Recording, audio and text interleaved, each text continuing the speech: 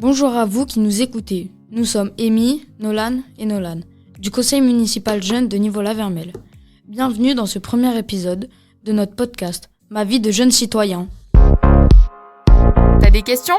On y répond.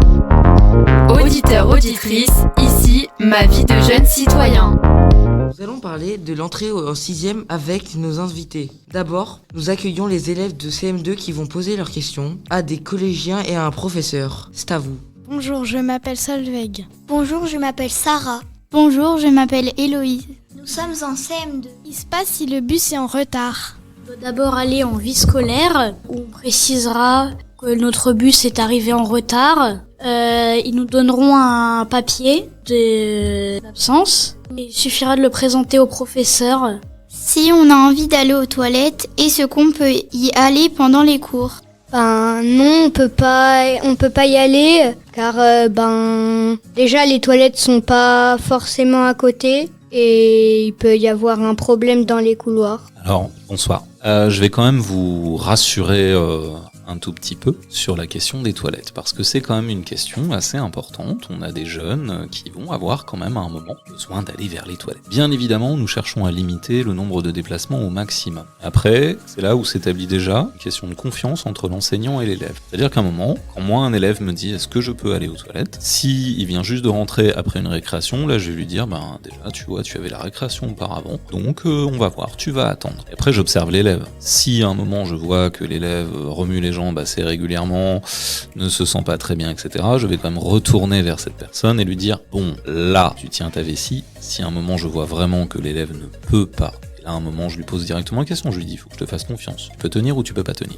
Généralement les élèves répondent s'ils peuvent tenir ou s'ils ne peuvent pas tenir. À un moment, voilà, on sait de toute façon que oui, tout le monde n'est pas fait pareil, tout le monde n'a pas la même taille de vessie, des considérations qu'il faut prendre en compte. Alors bien évidemment, nous sommes très vigilants sur le fait que quelqu'un qui descend aux toilettes, des fois, déclenche ce que nous appelons une épidémie de pipi. C'est-à-dire que bizarrement, à partir du moment où on autorise un élève, vous en avez 3 ou 4 qui disent « ah mais moi aussi ». Donc là, la réponse est non. Est-ce que c'est facile de se repérer pour aller dans une classe ? Au début, généralement, tout est bien marqué. Au fil du temps, c'est l'habitude. Donc ça va être facile de se repérer, il faut juste avoir l'habitude. Si on est en retard en cours, est-ce qu'on est collé ? En fait, ça va dépendre.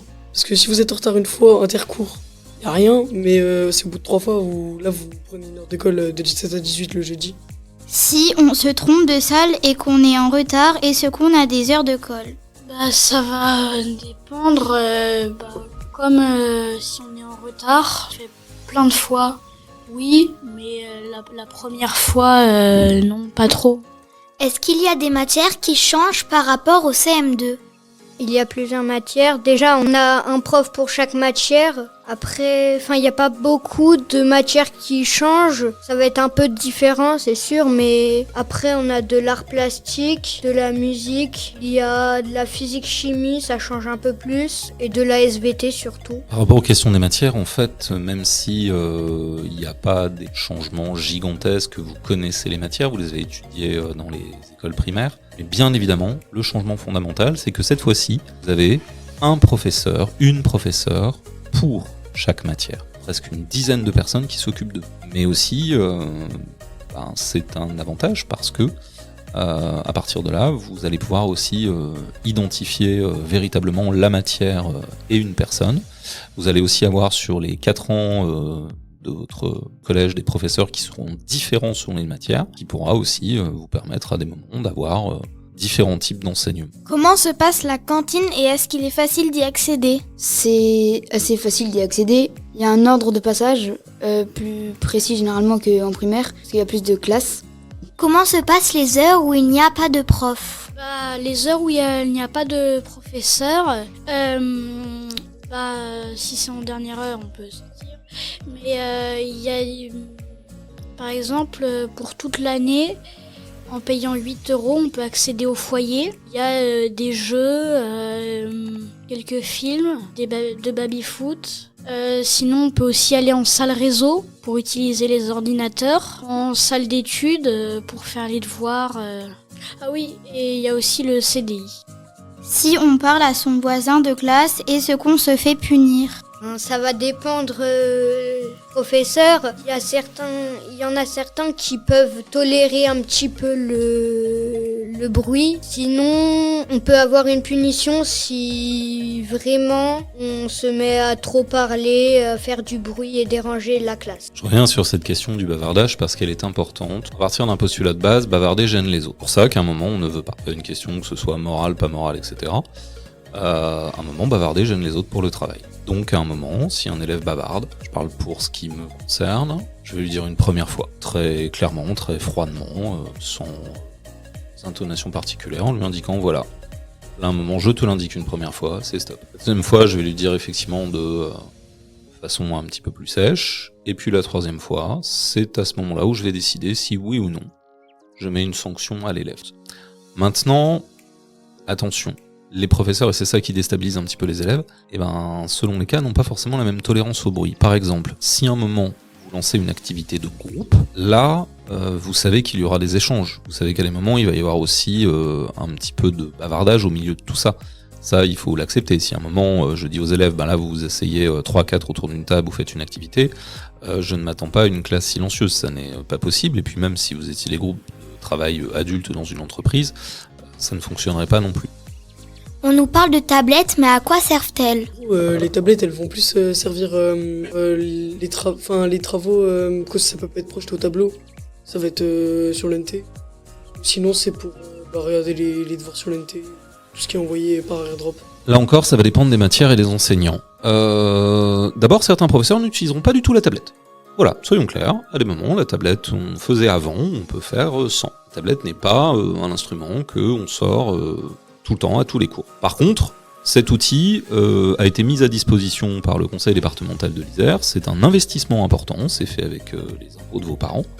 Et donc, à un moment, quelque part, il y a aussi l'idée d'utiliser un matériel qui est aux frais du contribuable. Mais surtout, il peut y avoir des applications extrêmement intéressantes. Donc, pour ma part, je suis professeur d'histoire et de géographie.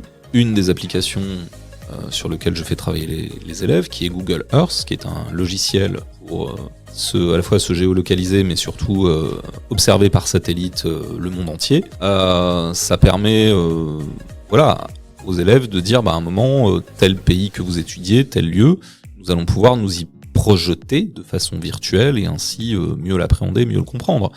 Je vois beaucoup mes collègues d'anglais utiliser des Quizlets pour l'apprentissage des élèves. Il y a tout un tas de petits jeux qui peuvent se faire, d'activités ludiques d'apprentissage. Je vais aussi, pour ce qui me concerne, utiliser un certain nombre de documentaires. Je pense, comme ça, tout de suite en tête me vient une petite série que vous utilisez certainement déjà en primaire, qui est extrêmement pédagogique, qui est la petite émission qui s'appelle Un jour une question. Ça, je vais par exemple dire aux élèves, écoutez, voilà, j'ai mis sur la tablette le lien vers cette vidéo, vous allez l'écouter à votre rythme, travailler dessus, voilà.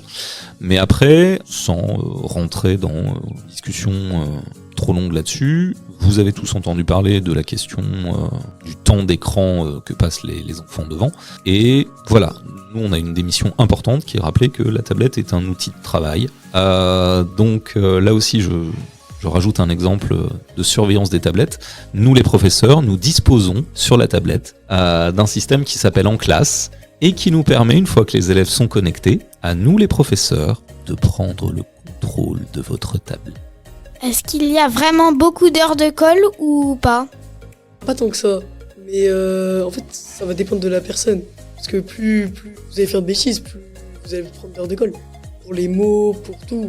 Au final, plus vous allez faire de bêtises, plus vous allez être collé. Que ce soit pour les mots, bagarre ou quoi. Même si c'est plutôt rare. Les heures de colle, il y en a quand même un petit peu, mais généralement, c'est pas tout le monde qui en a beaucoup. C'est de temps en temps. Combien de temps dure la pause entre les cours ? Il y en a pas vraiment entre les cours. Enfin, ça va dépendre. Généralement, on a 2 heures de cours d'affilée, avec juste le temps de retourner en salle. Mais sinon, on va voir les récréations qui durent à peu près 15 minutes. Et la pause de midi qui va durer 1h30.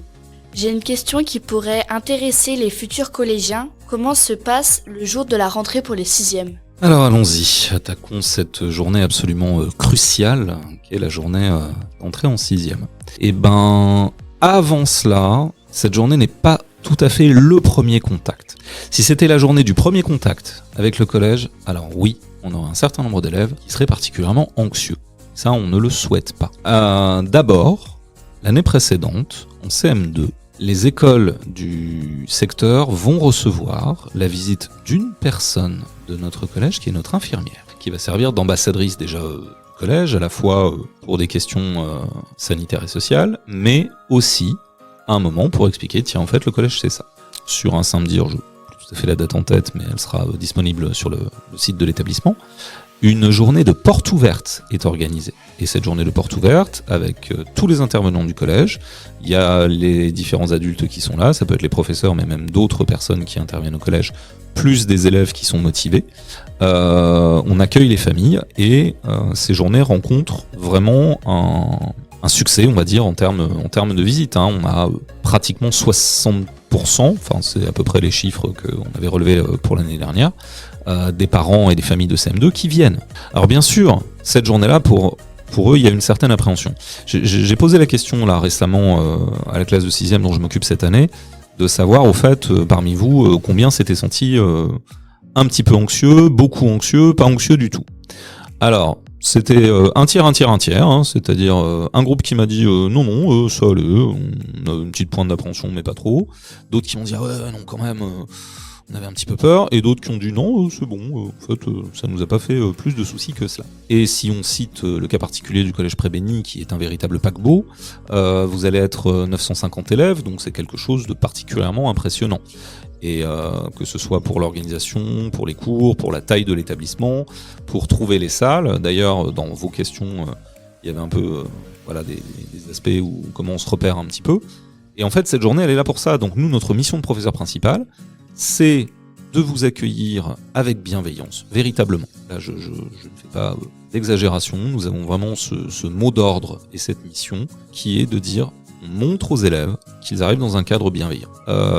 Vous allez pouvoir vous y retrouver, vous allez vous faire de nouveaux amis, vous allez découvrir un autre monde, et en même temps vous avez déjà été scolarisé auparavant, donc les matières vous les connaissez. Une fois que cette journée est passée, il y a un premier cap symbolique qui est franchi, vraiment. Et il faut que cette journée réussisse. Vous les collégiens, vous êtes avec une petite pointe d'inquiétude, les enseignants nous aussi. En fait cette journée est cruciale, je vous garantis que, en tout cas pour ce qui me concerne, la veille d'une rentrée scolaire, je ne dors pas très bien, après pourtant de longues années de métier, mais parce que je me dis, il faut que cette journée-là, je donne confiance aux élèves, que vraiment je les fasse rentrer dans ce nouvel établissement de façon positive, agréable, tout en posant le cadre. Une fois que c'est fait, si vraiment je me dis, ok, cette journée elle est réussie, je sais que sur le reste de l'année, quels que soient les autres problèmes, ça ira pour moi, enseignant, ça ira pour vous, futurs élèves aussi. T'as des questions ? On y répond. Auditeur, auditrice, ici, ma vie de jeune citoyen.